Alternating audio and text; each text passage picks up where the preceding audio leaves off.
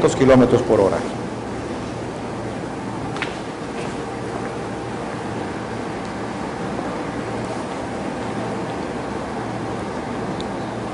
Ahora vamos a analizar el caso un poquito más interesante, y es en el cual la composición de los vectores velocidad, los vectores no se encuentran en la misma línea de acción. Es decir, la velocidad del aire en este caso, o del avión, no están ni en la misma dirección, ni en dirección contraria, sino que son, por ejemplo, respectivamente perpendiculares.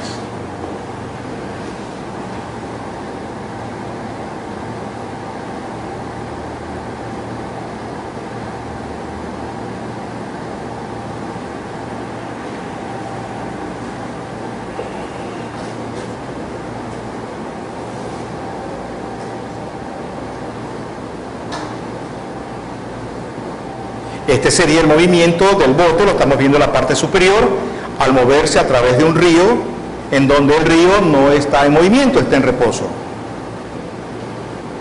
Aquí tenemos un río en movimiento y el bote finalmente llega a esta posición. Pregunta, ¿hacia dónde se está moviendo el río? ¿Hacia dónde? Hacia arriba, lo que significa que la velocidad resultante del bote con respecto a nosotros que lo estamos viendo de la orilla va a ser la superposición de dos velocidades, que son ¿cuáles? La velocidad del bote con respecto a quién, con respecto al agua, más la velocidad de quién, del agua o del río. Y para esto yo quiero que entiendan la nomenclatura que vamos a utilizar. En este caso particular es la velocidad del bote con respecto al agua.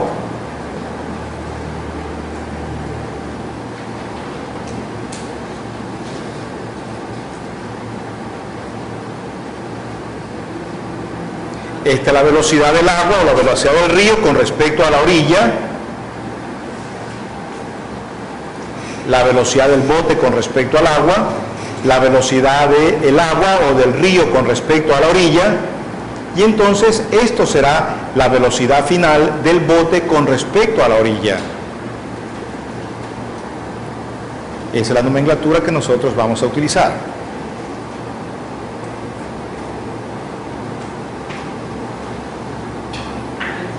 Lo mismo que analizábamos antes para el avión o para la bicicleta o el auto con respecto a Jack o la galleta, pero ahora visto en movimiento en dos dimensiones.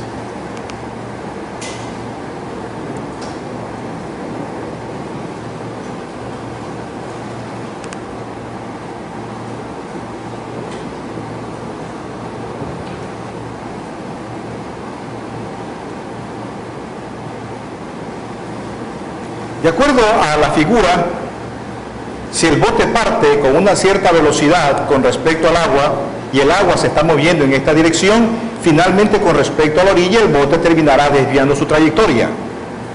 Pregunta, si nosotros deseáramos que este bote llegue exactamente a la orilla opuesta, el bote llegue exactamente a la orilla opuesta, ¿hacia dónde el bote tendría que dirigirse? Perfecto, el bote tendría que dirigirse en esta dirección.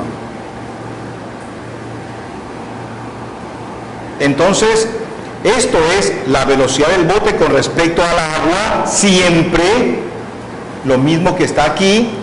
Esto sería la velocidad del agua con respecto a la orilla y esta es ahora la velocidad resultante del bote con respecto a la orilla, que es lo que finalmente nosotros observamos desde la orilla.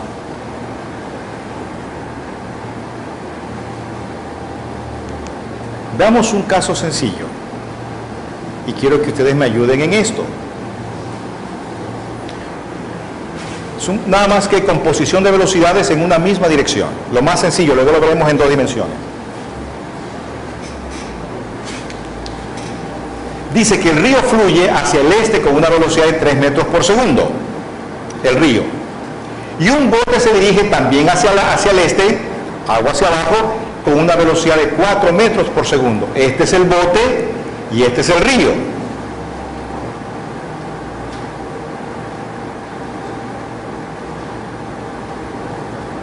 Pregunta, cuando el bote se dirige de O hasta P, ¿cuál sería la velocidad del bote con respecto a la orilla? ¿Sería cuánto? Sería 7. ¿Y cuánto sería la velocidad del bote con respecto a la orilla cuando viene de regreso? Perfecto. Eso es lo que se llama velocidad relativa.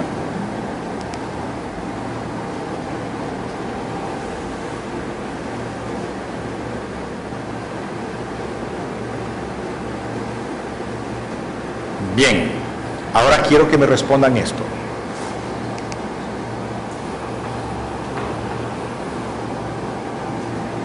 El bote va a hacer un viaje de ida y vuelta. Parte de O, llega a P y luego regresa a O. ¿Cuánto tiempo le toma todo el viaje? Vamos.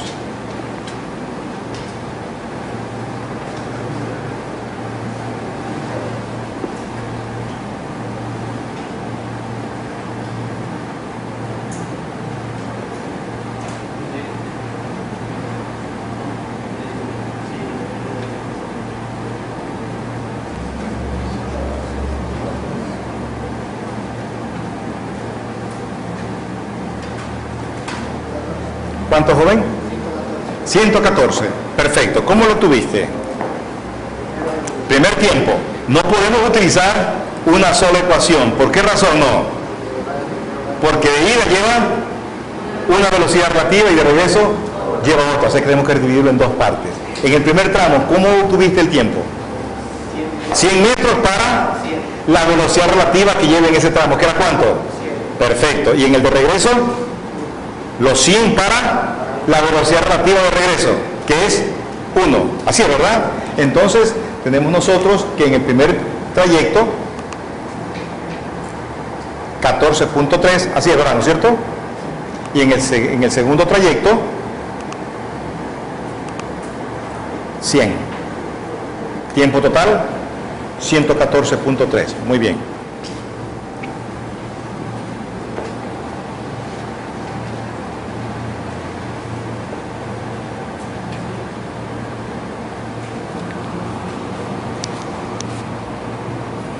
Noten que en los problemas que estamos viendo nosotros de velocidad relativa, donde no hay aceleración, atención, en estos problemas de velocidad relativa, donde no estamos considerando objetos acelerados, la expresión para el desplazamiento siempre es igual al producto de la velocidad por el tiempo, solo que la velocidad es la velocidad relativa que lleva, así es. El bote antes hacía esto. Ahora el bote intenta cruzar el río de manera transversal.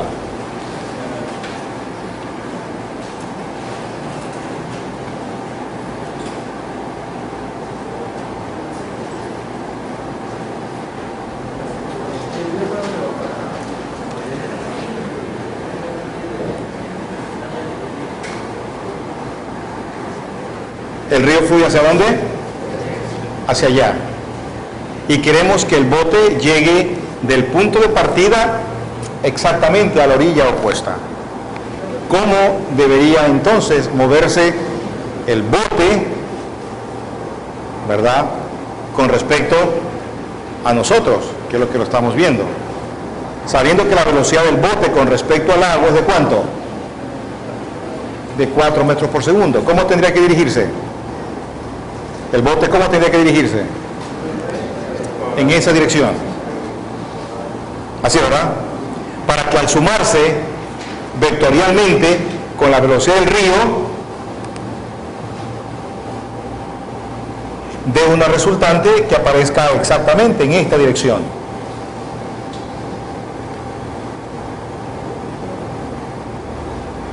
O sea, esto es lo que nosotros vemos finalmente desde la orilla. Estamos nosotros en la orilla y vemos que ese bote se dirige exactamente hacia el frente. Pero un observador que va en el bote, ¿hacia dónde sabe que se mueve? Sea para allá. Exactamente.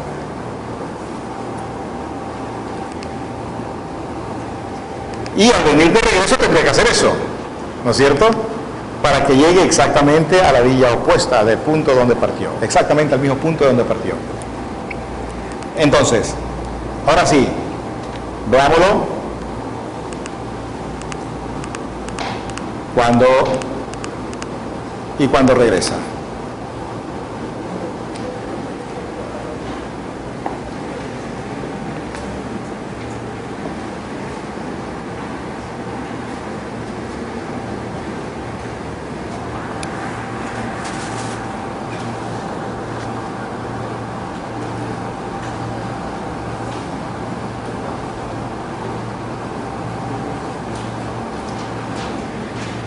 ¿Cuál sería la velocidad del bote con respecto a la orilla?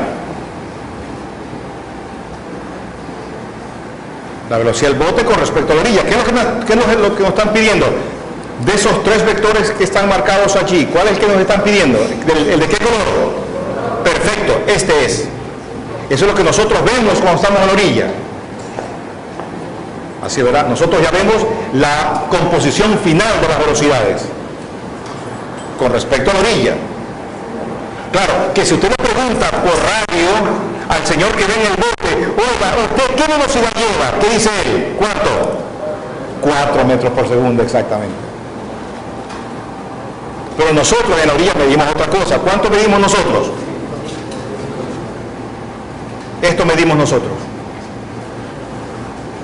Y al que me dijo 5, ¿quién dijo 5? Usted dijo 5. ¿Por qué? ¿Es el resultante de quién? De 2 velocidades. ¿De cuánto? ¿Cuánto mide esto? 4. ¿Y esto mide? ¿Cuánto mide esto? 3. Entonces esto sería aplicando ¿qué cosa? Pitágoras. Entonces este cateto ¿qué sería igual? A esta hipotenusa al cuadrado menos esta hipotenusa al cuadrado. Así es, ¿verdad? Entonces tendríamos nosotros 2,65 metros por segundo.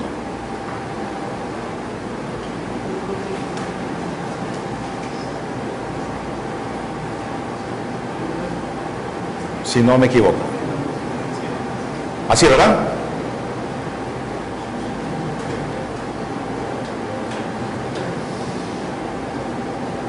Te pregunté por qué dijo 5, porque parece extraño que esto valga ¿cuánto? 4, que es la hipotenusa, y tengamos un cateto que valga ¿qué cosa? Más que una hipotenusa. Eso parece que está un poquito medio descabellado, ¿no es cierto? Así es. Para un triángulo rectángulo. ¿Sí me entiendes, verdad? Así que la puteada te la dejé pasar. Ok. ¿Estamos, jóvenes? Bien. Para el regreso.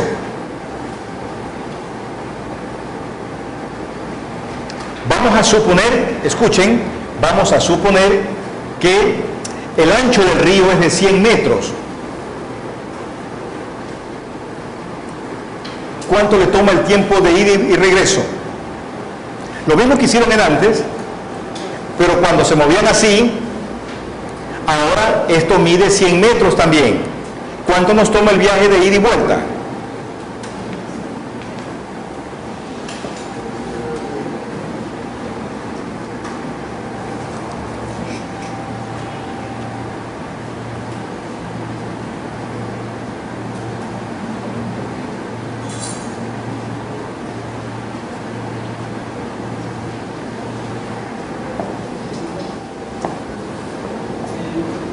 ¿Cuánto? ¿Cuánto le dio? 70 y 75, ¿seguros? ¿Cómo lo tuviste, mijita? La velocidad relativa. Entonces, ¿dividiste qué cosa? La distancia para la velocidad relativa que nos dio, ¿que era cuánto? 2 puntos. Pero eso, y luego ¿qué hiciste con ese valor? ¿Y por qué lo multiplicaste por 2? ¡Qué interesante! ¿Por qué? Porque regresa. Y al regreso es exactamente el mismo triángulo. ¿O no es verdad? Es decir, la velocidad relativa de ida es idéntica a la velocidad relativa de regreso, por lo tanto es lo mismo pero multiplicado por 2, lo que ustedes acaban o verán en este caso. Así es idéntica. Que no era lo mismo, ¿te acuerdas? RLPL, ¿te acuerdas que no era lo mismo cuando hacía esto? ¿O no es verdad? Porque cuando iba había una y cuando regresa había otra, mientras que en este viaje es la misma, así es, por eso le multiplicamos por 2. Es un caso especial. El triángulo de velocidades, de composición de velocidades, es idéntico, el de ida que el de regreso, por eso le multiplicamos por 2. Ahora sí, ese es para ustedes.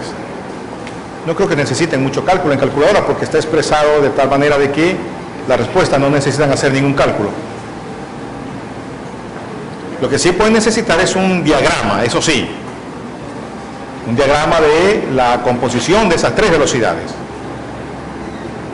Muy importante que ustedes identifiquen, recuerden que una cosa es la velocidad de un objeto con respecto al río y otra cosa es la velocidad relativa final con respecto a la orilla y otra cosa es la velocidad del río. Así que por favor, eso puede ser marcar la diferencia en la respuesta de un problema. Bien, ¿alguien más marcó la B?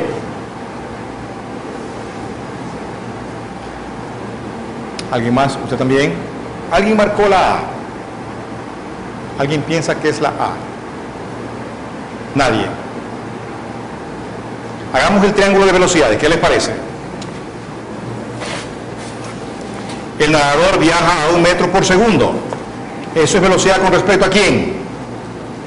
Jóvenes, con respecto al agua.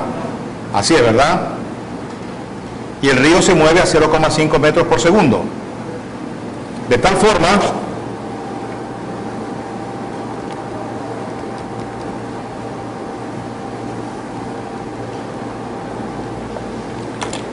¿hacia dónde va el río?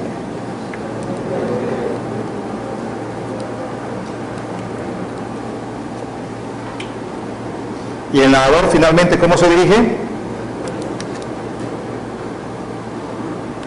Quiere decir que esto debería ser ¿qué cosa? ¿La velocidad de quién? Nadador con respecto, perfecto, que sería la superposición de ¿qué velocidades? Del río con la del nadador con respecto al agua.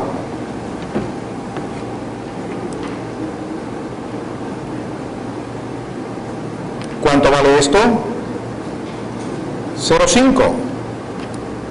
¿Cuánto vale esto? 1.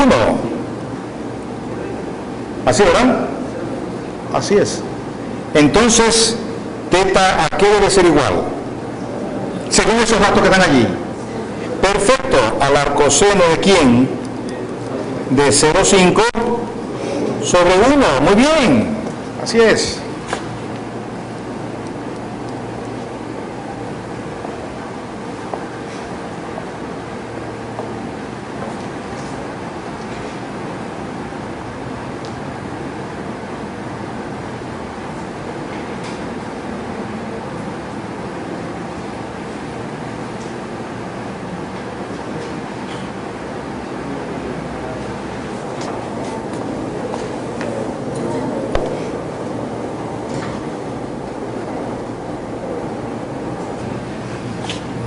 Independiente, vamos a suponer que el río venga hacia acá.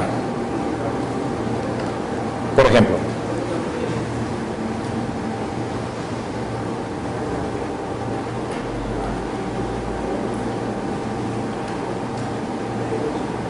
Va a cruzar la orilla de un punto A un punto B, de esa forma. Y es el resultado de la composición de dos velocidades, el río. Parece que esto es lo que está confundiendo. Esto es la velocidad de quién.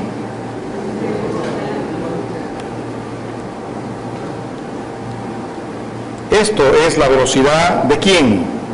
Del bote con respecto a quién. Perfecto, con respecto al agua.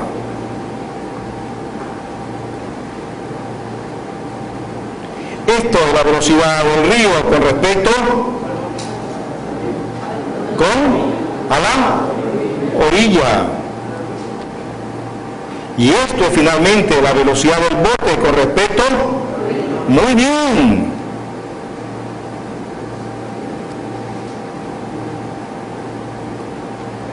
¿30 grados?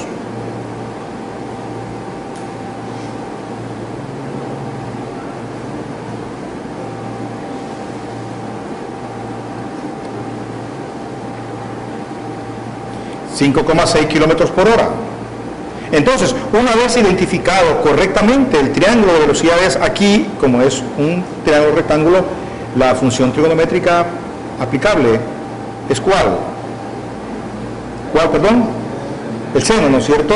Entonces, el seno de 30 grados sería el cateto opuesto partido para la hipotenusa.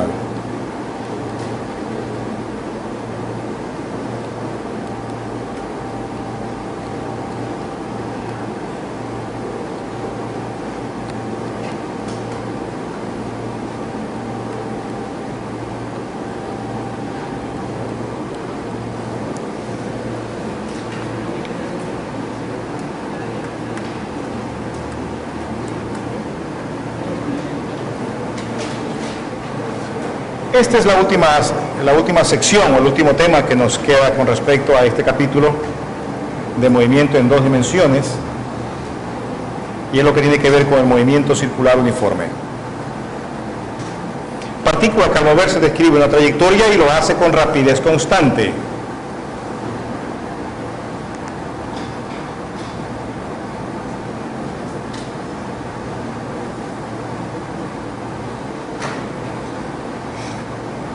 Uno de los términos que nosotros vamos a utilizar en el movimiento circular es el que se conoce con el nombre de velocidad angular. De entrada, mucho cuidado con la unidad. La velocidad angular en el sistema internacional es la relación entre el desplazamiento angular que experimenta el objeto partido para el tiempo. Y el desplazamiento angular viene expresado en ángulo, pero expresado en radianes. Lo que significa que la velocidad angular en el sistema internacional, su unidad van a ser los radianes por segundo.